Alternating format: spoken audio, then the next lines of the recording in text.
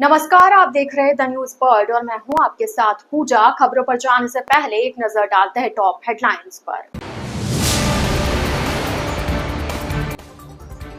Jodhpur rail मंडल को मिली नई train की सौगात। मंत्री शेखावत ने ट्रेन को हरी झंडी दिखाकर किया रवाना। सोशल मीडिया पर गजवा-ए-हिंद जैसी देश विरोधी पोस्ट लगाने वाले युवक की जमानत याचिका खारिज हुई। माताका थाना क्षेत्र में युवती के आत्महत्या करने के मामले को लेकर परिजनों ने आक्रोश जताया। परिजनों ने रास्ता जाम कर आरोपियों की गिरफ्तारी की मांग की। जयपुर जोधपुर इंटरसिटी के इंजन में धुआं उठने से यात्रियों में मचा हड़कंप। गोटन से 2 किलोमीटर पहले हुआ हादसा।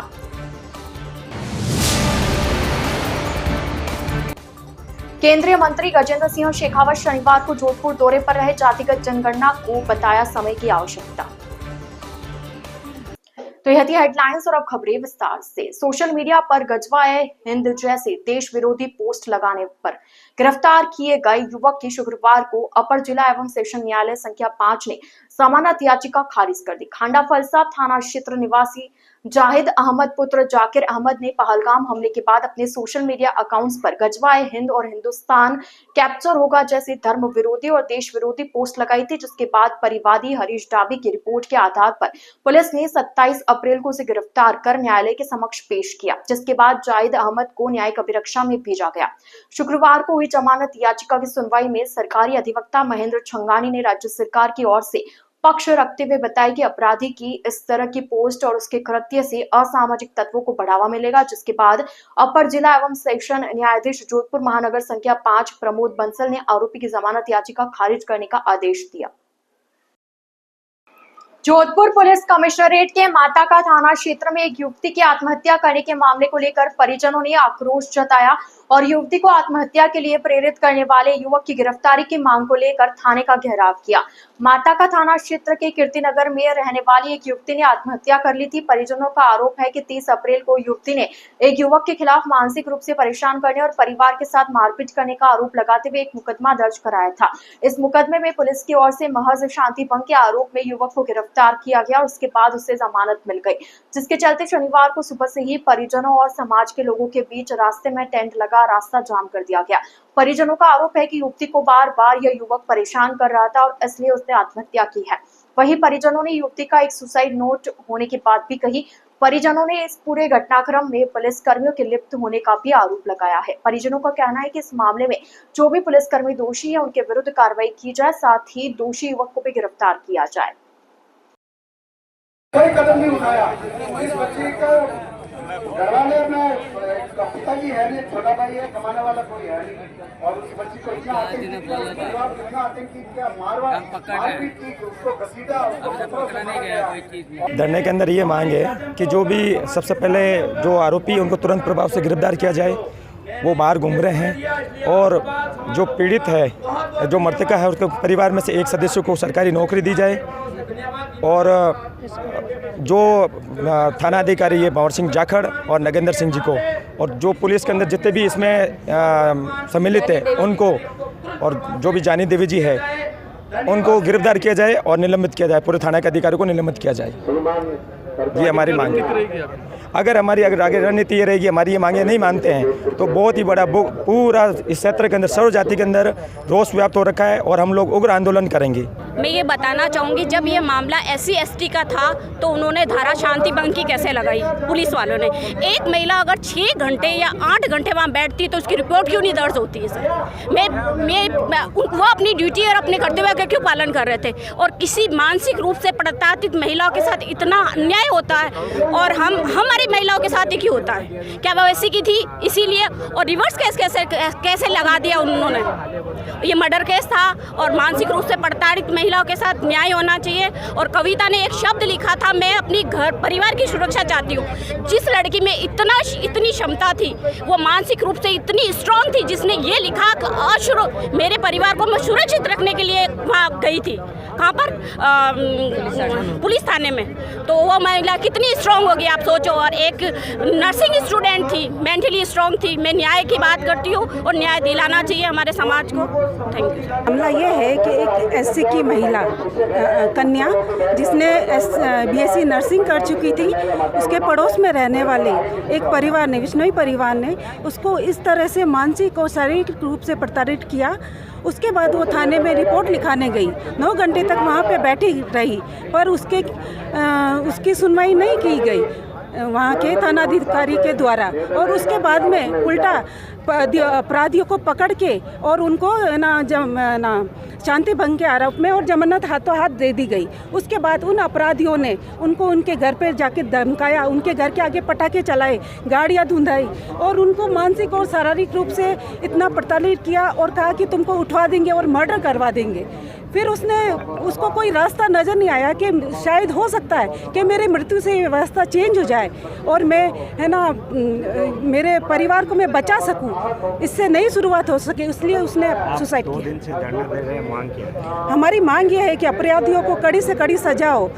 तीज वाला दिन था, 30 तारीख थी। वहाँ पर है ना उसके स्कॉर्पियो मेरे घर के सामने पड़ी थी। वहाँ पर मम्मी आंगन धो रहे थे तो 4-5 छींटे उसकी गाड़ी पर लग गए थे। तो वो चिल्लाते हुए आई कि मेरी गाड़ी को हाथ कैसे लगा दिया, तुम्हारी औकात कैसे हुई, खरीदने की औकात नहीं है तो उसको टच कैसे कर लिया। उसके बाद अपने बेटे को बुला और पूरा मोहल्ले को इकट्ठा कर दिया कि है ना ये है ना मेरी गाड़ी को हाथ कैसे लगाया, इनकी औकात क्या है। उसके बाद है ना उनके बेटा आया और मम्मी पे इतना बड़ा पत्थर लेकर उठा मारने के लिए। तो मेरा भाई पीछे पड़ा बचाने के लिए, तो मेरे भाई की कॉलर खींच के नीचे गिराकर है ना मारने लगे। तो मैं, मेरी बहन, मेरी मम्मी सब कुछ है ना मैं बचाने के लिए लगे थे।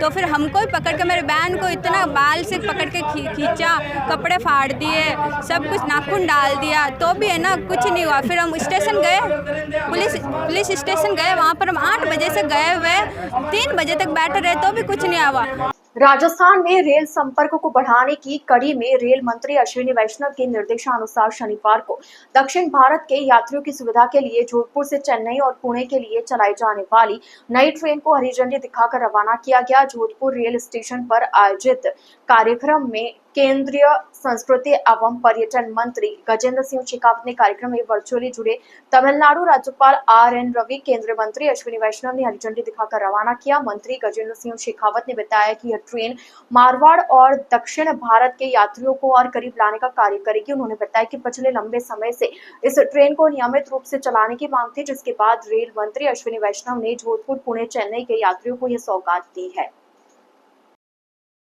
जब राजस्थान के प्रवासी जो सुदूर दक्षिण भारत में रहते हैं या जो महाराष्ट्र के पुणे और उसके आसपास के इलाकों में रहते हैं, जो पिछले कई दशकों से इस बात की प्रतीक्षा कर रहे थे कि जोधपुर के साथ, मारवाड़ के साथ में जोड़ने वाली जो ट्रेन सप्ताह में 1 दिन चलती हैं, उनको नियमित किया जाए।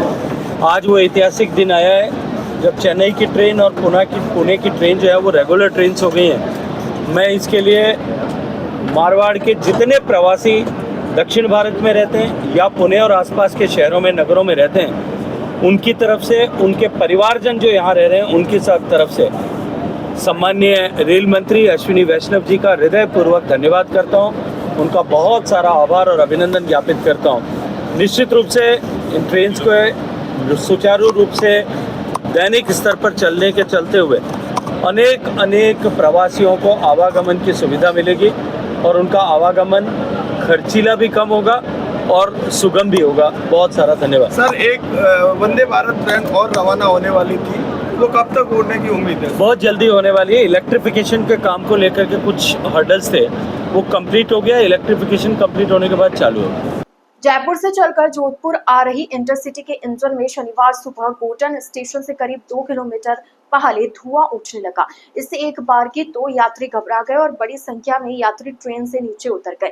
इसके बाद रेलवे की टीम इंजन फेल होने के कारणों की जांच के साथ वैकल्पिक इंजन का इंतजाम करने में जुट गई। साथ ही इस रूट से गुजरने वाली कुछ अन्य गाड़ियों को भी रोका गया। इसके बाद जोधपुर से दूसरा इंजन गोटन के लिए रवाना किया गया, जो करीब 12 बजे गोटन पहुंच गया। वहां इस इंजन की मदद से ट्रेन को एक बार की रिवर्स जोगी मगरा स्टेशन तक ले जाया गया। तत्पश्चात यह ट्रेन फिर से जोधपुर के लिए रवाना हो गई। DRM के निर्देश पर इस घटनाक्रम की जांच के लिए सभी टीम गठित की गई, जो इस पूरे मामले की जांच करेगी।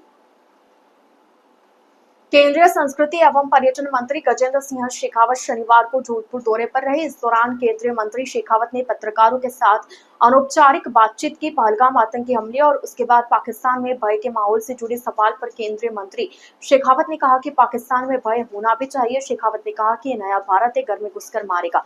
पहलगाम की घटना का माकूल जवाब दिया जाएगा। पाकिस्तान के नेताओं के गौरी गजनवी मिसाइल और एटम बम की धमकी देने के सवाल पर शेखावत ने कहा कि गौरी गजनवी पहले भी थी। गौरी गजनवी तो भारत में आकर अनेक बार चोट खाकर गए थे। जब हमने एयर स्ट्राइक की थी तब भी गौरी गजनवी मिसाइल थी। केंद्रीय मंत्री शेखावत ने कहा कि दुनिया के देश जिन्होंने आतंकवाद का दर्द और दंश झेला है वो सभी इस समय भारत के साथ में खड़े हैं।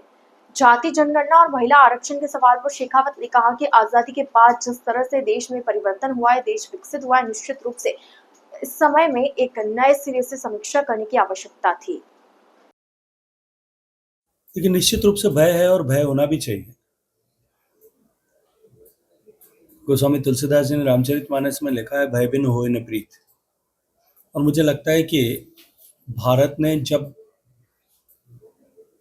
उरी और पुलवामा के बाद में सर्जिकल और एयर स्ट्राइक करके जिस तरह का संदेश दिया था कि भारत की भूमि और भारत की धरती से बाहर भी हम किसी देश, किसी भी धरती पर भारत के विरुद्ध चलने वाली गतिविधि को बर्दाश्त नहीं करेंगे, ये नया भारत है, घर में घुस के मारेगा। जब ये संदेश दिया उसके बाद में लगभग पिछले 5-6 साल से कोई बड़ी आतंकवादी घटना नहीं हो पाई थी।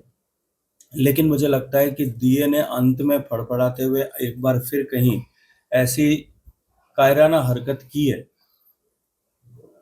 माकूल जवाब दिया जाएगा। माननीय प्रधानमंत्री जी इस बात का जो है खुले में इजहार कर चुके हैं। देश की सेनाएं उसके लिए पूरी तरह से तैयार है।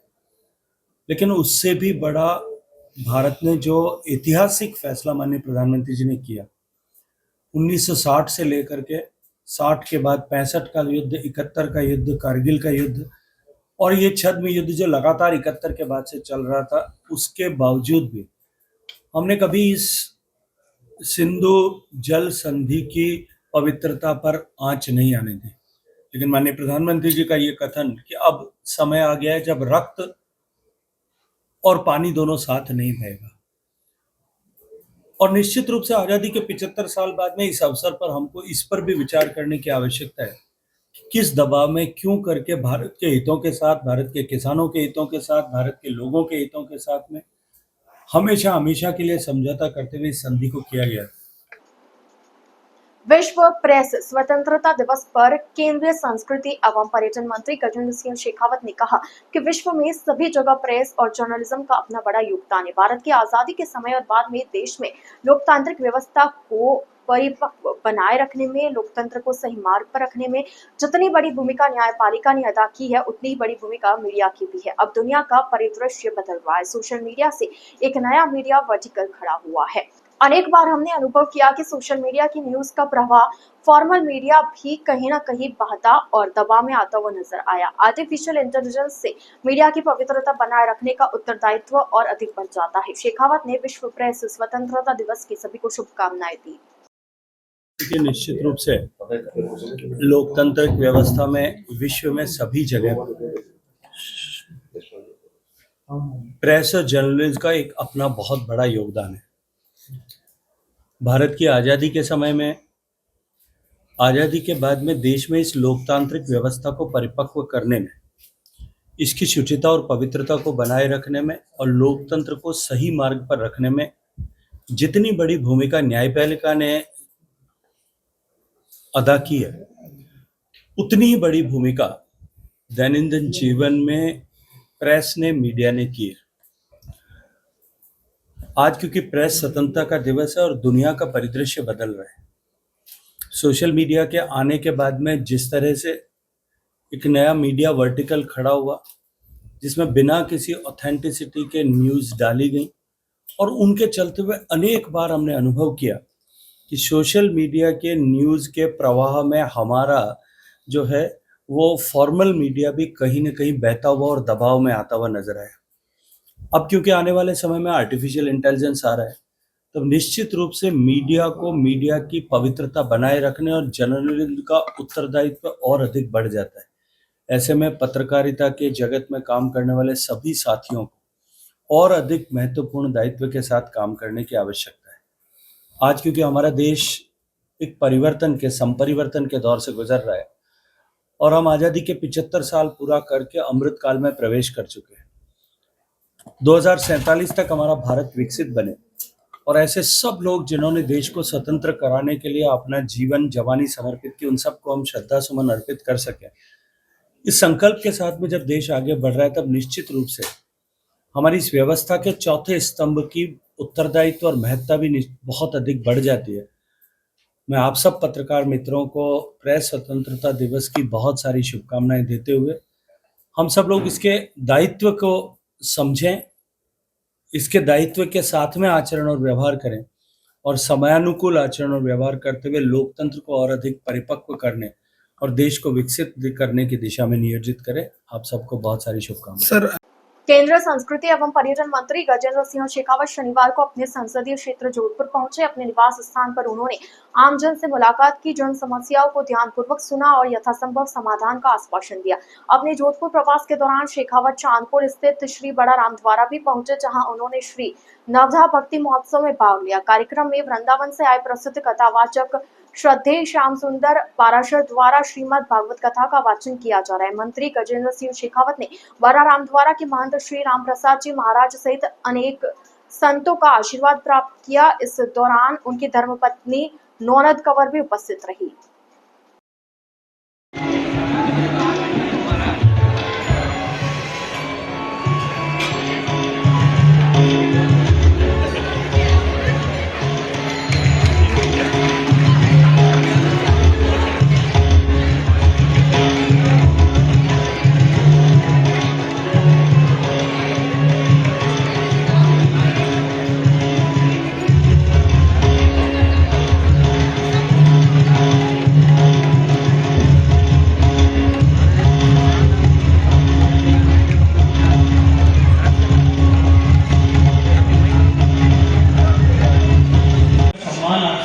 हमारे जोधपुर का मान आपसे है, हमारे जोधपुर का स्वाभिमान आपसे है।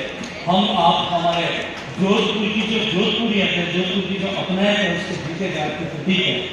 कोई सामान्य आदमी अगर आ जाए तो महाराज जी के निश्चल भाव से, महाराज जी के मीठे वचनों से निश्चित रूप से वो अपने मन में एक जोधपुर की छवि लेकर के जाता है।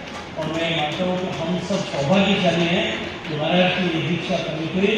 आने वाले अनेक वर्षों तक ये इसी तरह से हम सबको धर्म के मार्ग पर, सम्मान पर बनाए रखें। परिवारों में प्रेम, भाइयों में प्रीति ऐसे बनाए रखने में जिस तरह से महाराज जी ने हमेशा आगे बढ़कर के योगदान किया है।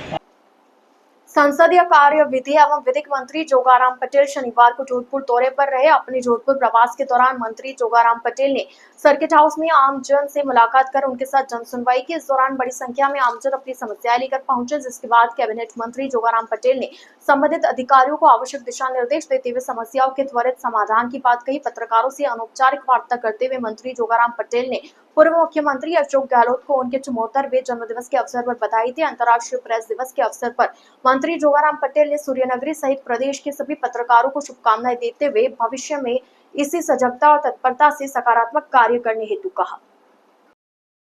मेरा मानना है कि किसी भी सरकार में सरकार का मुखिया उसके लिए सब जिम्मेवार होता है, और तत्कालीन सरकार, कांग्रेस सरकार में उसका मुखिया जिनका आज जन्मदिन है, उनको मैंने बधाई दी है। मैं आपके मार्फत उनको बधाई देता हूँ, जन्मदिन की उनको खूब खूब बधाई।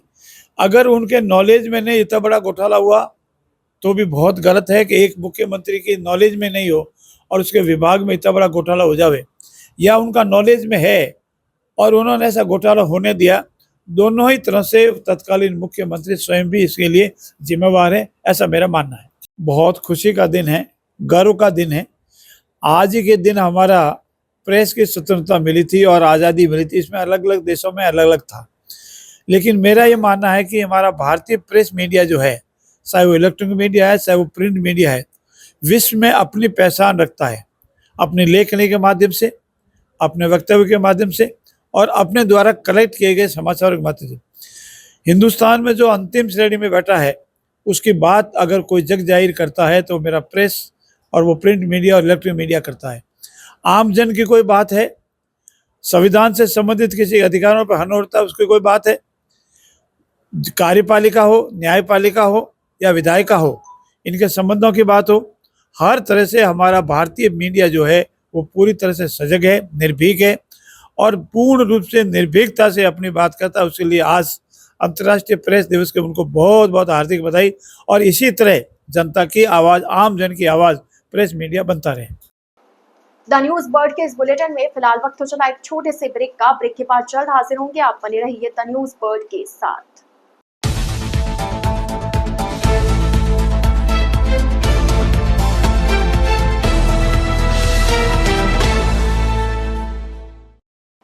ब्रेक के बाद आपका स्वागत है। शनिवार को अपने जोधपुर प्रवास के दौरान सर्किट हाउस में अनौपचारिक रूप से पत्रकारों से वार्ता करते हुए संसदीय कार्य, विधि एवं विधिक मंत्री जोगाराम पटेल ने श्री महेश जोशी को गिरफ्तार किए जाने के सवाल पर कहा कि यह राजस्थान के इतिहास का पहला उदाहरण है जिसमें कोई मंत्री अपनी ही सरकार के कार्यकाल में घोटाले करने के चलते जेल गया है। उन्होंने कहा कि पूर्व मंत्री महेश जोशी ने जिस तरह जल मंत्रालय में घोटाला किया वह वाकई में शर्मनाक है। अपनी सरकार के मंत्री के बिश्नोई पर लग रहे आरोपों पर मंत्री जोगाराम पटेल ने कहा कि मंत्री के बिश्नोई ने प्रेस वार्ता कर तथ्यात्मक रूप से अपने ऊपर लगे हर एक आरोप का स्पष्टीकरण दे दिया। उसके बाद भी यदि कोई उन पर अनगढ़ और बेबुनियाद आरोप लगाता है तो वो गलत है। अगर उनके नॉलेज में नहीं इतना बड़ा घोटाला हुआ तो भी बहुत गलत है कि एक मुख्यमंत्री की नॉलेज में नहीं हो और उसके विभाग में इतना बड़ा घोटाला हो जावे, या उनका नॉलेज में है और उन्होंने ऐसा घोटाला होने दिया। दोनों ही तरह से तत्कालीन मुख्यमंत्री स्वयं भी इसके लिए जिम्मेवार है, ऐसा मेरा मानना है। ऐसा कुछ सच है? ये 100% सत्य है। राजस्थान के इतिहास में, हिंदुस्तान का तो मुझे नहीं, राजस्थान के इतिहास में कोई मंत्री अपने ही विभाग में घोटाले में जेल गए, वही पहला उदाहरण है आदरणीय महेश जी जोशी। और जैसा बार बार मीडिया की मार्फत, सरकार की मार्फत, अन्य तथ्यों की मार्फत जो खबरें आ रही है, इतना बड़ा घोटाला शायद आज दिन तक कहीं नहीं हुआ, और वो भी पेयजल के संबंध में, और वो भी जेजेएम के। इसीलिए इसकी पूरी परतें खुलने दो, जांच हो रही है। बहुत बड़ा घोटाला है। मंत्री जी खुद गिरफ्तार हुए हैं, अनेक अधिकारी गिरफ्तार हुए हैं, सस्पेंड हुए हैं, और 55 करोड़ का तो स्वीकृत रूप से घोटाला वो स्वीकार कर रहे हैं कि टेंडर से पहले ही 55 करोड़ का भुगतान कर दिया। घटिया पाइप लगाना, निर्धारित डिप्थ में पाइप नहीं लगाना, टूटी नहीं लगाना, घटिया किस्म के पाइप खरीदना, जितनी लेंथ है उसे अधिक लेंथ बता देना, ऐसे अनेक घोटाले हुए हैं जिसकी जांच चल रही है। और राजस्थान का सबसे बड़ा घोटाला ये जेजेएम घोटाला साबित होगा। जैसा कल मेरे साथी विधायक और मंत्री परिषद के साथी आदरणीय के बिश्नोई ने इसका स्पष्टीकरण दिया है, उसके बाद कोई विषय रहता ही नहीं। और उनके वक्तव्य के बाद इस तरह से आरोप लगाना पूर्ण रूप से बेबुनियाद व झूठे। और जिस तरह से कागज उन्होंने मीडिया के सामने बतलाए, जिन पर किसी के हस्ताक्षर नहीं है, और जिनके मार्फत कागज देना बतलाए, उन्होंने मना कर दिया कि ऐसा कोई कागज मैंने इनको नहीं दिया अनुसंधान के दौरान। ऐसी स्थिति में मेरा निवेदन है कि बिना तथ्यों के किसी पर आरोप लगाना पूर्ण रूप से गलत है, और मैं ऐसे निराधार तथ्यों की भर्त्सना करता हूँ। प्रदेश के पूर्व मुख्यमंत्री अशोक गहलोत का 74वां जन्मदिवस शनिवार को सेवा कार्यों के रूप में मनाया गया। इस अवसर पर विभिन्न सेवा कार्य जैसे गायों को हरा चारा खिलाना, भीषण गर्मी से बचने के लिए आमजन को ठंडा पानी पिलाना जैसे अनेक सेवा कार्य किए गए। वहीं इस अवसर पर भारत सेवा संस्थान, भारत सेवा फाउंडेशन एवं भगवान महावीर विकलांग सहायता समिति जयपुर के तत्वावधान में विशाल दिव्यांग एवं स्वैच्छिक रक्तदान शिविर आयोजित किया गया। पूर्व शहर विधायक मनीषा पवार ने बताया कि पहलगाम हमले के चलते जननायक अशोक गहलोत ने अपना जन्मदिन सेवा कार्यों एवं सादगी के साथ मनाने का निर्णय लिया है, जिसके चलते सभी कांग्रेस कार्यकर्ताओं ने अधिक से अधिक सेवा कार्य किए। समिति के पदाधिकारियों ने बताया कि शिविर के दौरान दिव्यांगजनों को आंखों के चश्मे, व्हीलचेयर व अन्य सामग्री जरूरत के हिसाब से वितरित की गई। साथ ही बड़ी संख्या में युवाओं के द्वारा रक्तदान किया गया। आज हमारे राजस्थान के यशस्वी गांधीवादी नेता जननायक आदरणीय अशोक जी गहलोत के जन्म दिवस के उपलक्ष्य में संपूर्ण जोधपुर की तरफ से हम उनको बहुत बहुत ढेरों बधाइयाँ और शुभकामना प्रेषित करते हैं। भगवान से प्रार्थना करते हैं वो दीर्घायु हो, स्वस्थ हो और हजारों साल जिए और इसी तरह जनता की सेवा करते हैं। जिस तरह उन्होंने जनता के लिए योजनाएं बनाई, चाहे वो चिरंजीवी योजनाएं की बात करें, चाहे हम विधवा पेंशन, विकलांग पेंशन की बात करें, चाहे OPS व्रतों पर पेंशन लोगों की लागू करने की बात करें, चाहे हम हॉस्पिटल बनाने की बात करें, उन्होंने अपने जीवन में केवल और केवल सेवा कार्य किया राजनीति में आने के बाद। और आज उनका जन्मदिन जिस तरीके से आतंकवादी हमला हुआ और वहाँ हमारे भारत के कई सेनानी शहीद हो गए, उस बात को ध्यान में रखते हुए बहुत ही सरल तरीके से उन्होंने अपने जन्मदिन मनाने का निर्णय लिया। और आज हम केवल और केवल सेवा कार्य करके उनका जन्मदिन मना रहे हैं, चाहे हम गायों को चारा देने का काम करें, लाभ से वितरण का काम करें, रक्तदान का काम करें, मुकबधिर लोगों को फल वितरण किए गए, कुछ आश्रम में फल वितरण किए। इसी तरीके से सेवा कार्य दिन भर चलते रहेंगे।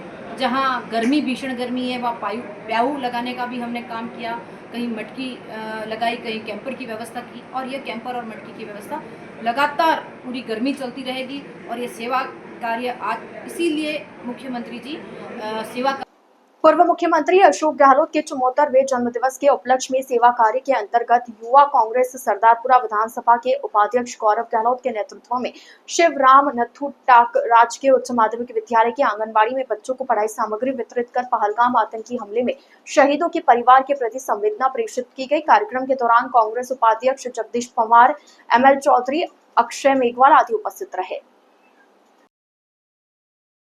आज 3 मई के दिन राजस्थान के पूर्व मुख्यमंत्री आदरणीय अशोक गहलोत साहब के 74वें जन्म दिवस के अंतर्गत सेवा कार्य के दौरान हमने आंगनवाड़ी श्री शिवराम नथु जी टाक मगरा पूजला राजकीय उच्च माध्यमिक विद्यालय में विद्या के सामग्री आंगनवाड़ी के इन बच्चों को बांटकर मनाया।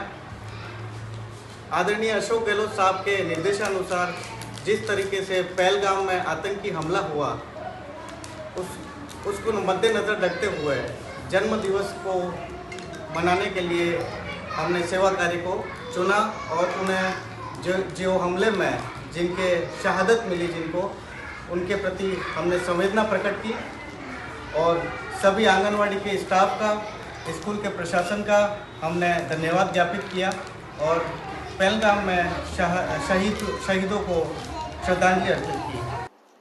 डॉक्टर SN मेडिकल कॉलेज के अस्थि रोग विभाग में पहली बार रोबोटिक घुटना प्रत्यारोपण सर्जरी की गई। मेडिकल कॉलेज के मथुरादास माथुर अस्पताल के यूनिट हेड डॉक्टर अरुण वैश्य ने बताया कि अस्थि रोग विभाग हमेशा से ही आधुनिक तकनीक से ऑपरेशन करता आया और इसी कड़ी में पहली बार रोबोट की सहायता से घुटना प्रत्यारोपण सर्जरी की गई, जो कि राज्य के किसी भी सरकारी अस्पताल की पहली सर्जरी है। डॉक्टर अरुण वैश्य द्वारा की गई सर्जरी के बाद मरीज एकदम स्वस्थ है। ऑपरेशन के पश्चात मेडिकल कॉलेज प्राचार्य डॉक्टर BS जोधा एवं अस्पताल अधीक्षक डॉक्टर विकास राज पुरोहित ने चिकित्सकों की पूरी टीम को बधाई दी। MBM विश्वविद्यालय के गर्ल्स हॉस्टल में हाल ही में कई छात्राओं में डायरिया जैसे लक्षण देखने को मिलने पर विश्वविद्यालय प्रशासन द्वारा त्वरित कार्रवाई की गई। MBM विश्वविद्यालय के गर्ल्स छात्रावास संख्या 6, 13 और 14 में विश्वविद्यालय के कुलपति प्रोफेसर अजय कुमार शर्मा के निर्देशानुसार registrar Dalveer Singh, chief warden professor Nemichand Barwar एवं ESC सदस्यों के द्वारा निरीक्षण दौरा किया गया। विश्वविद्यालय के जनसंपर्क अधिकारी आर्किटेक्ट कमलेश कुमार ने बताया कि गर्ल्स स्टूडेंट की तरफ से डायरिया, पेट दर्द की समस्या को देखते हुए यूनिवर्सिटी प्रशासन द्वारा तुरंत कार्रवाई करते हुए मेडिकल टीम को गर्ल्स स्टूडेंट्स के प्रारंभिक स्वास्थ्य जांच हेतु हॉस्टल 14 में शिविर आयोजित किया गया। शिविर में 56 गर्ल्स के स्वास्थ्य की जांच की गई, जिसमें ज्यादातर गर्ल्स का स्वास्थ्य ठीक पाया गया। मेडिकल टीम द्वारा छात्राओं को गर्मी में कुछ सावधानियां बरतने के लिए बार-बार पानी पीने की सलाह दी गई। जोधपुर के चांदपुर के बाहर विधाशाला किला रोड पर स्थित जालेची जालरा में शनिवार सुबह बहुत सारी मछलियां मरी हुई पाई गई। इससे दुर्गंध फैलने पर स्थानीय निवासियों ने आक्रोश जताया। सभी मोहल्ले वासियों ने इकट्ठे होकर इसका विरोध जताया। उन्होंने बताया कि जालेची का पानी पीने योग्य नहीं है। क्षेत्रवासी यहाँ मछलियों को आटा डालने के लिए आते, लोग उससे मना भी करते, लेकिन फिर भी नहीं मानते। इससे पानी प्रदूषित हो गया। प्रदूषण के कारण मछलियां मर गई।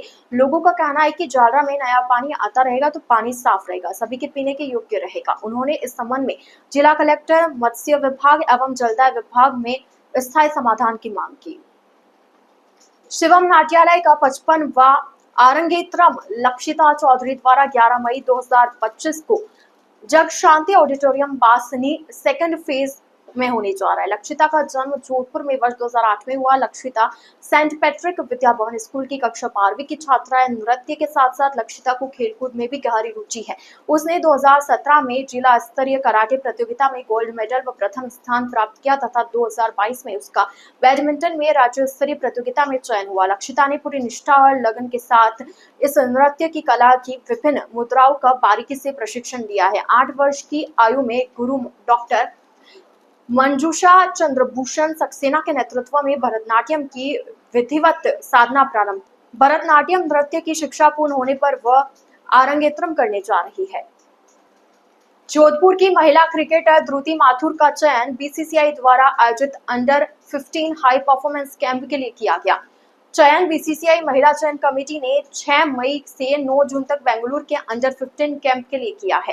ध्रुति ने अंडर 15 टूर्नामेंट के 7 मैचों में 350 रन बनाए थे। संगठन के सचिव अरिष्ट सिंघवी ने बताया कि ध्रुति के चयन पर जिला क्रिकेट एसोसिएशन के अध्यक्ष धनंजय सिंह खिवंसर, वरिष्ठ उपाध्यक्ष वरुण धनादिया, निरंजन राठौर सहित पूरी टीम ने शुभकामनाएं दी। जिला क्रिकेट संघ द्वारा जोधपुर की महिला क्रिकेटर्स के लिए शनिवार से समर कैंप का आयोजन किया गया। डीसीए के सचिव अरिष्ट सिंघवी ने बताया कि यह कैंप 3 से 9 मई तक बरकतुल्ला खान स्टेडियम में होगा।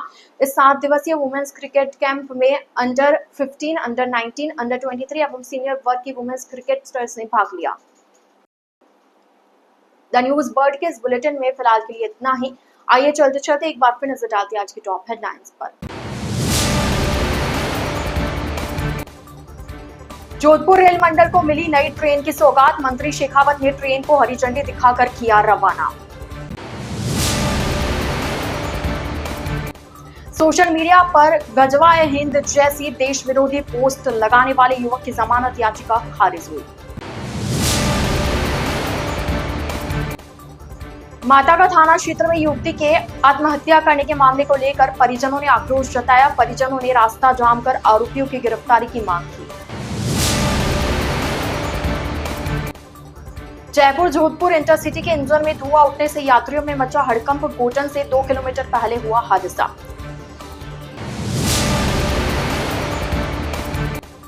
केंद्रीय मंत्री गजेंद्र सिंह शेखावत शनिवार को जोधपुर दौरे पर रहे। जातिगत जनगणना को बताया समय की आवश्यकता। तो अब दीजिए इजाजत पूजा को और आप इसी तरह बने रहिए द न्यूज वर्ल्ड के साथ। नमस्कार।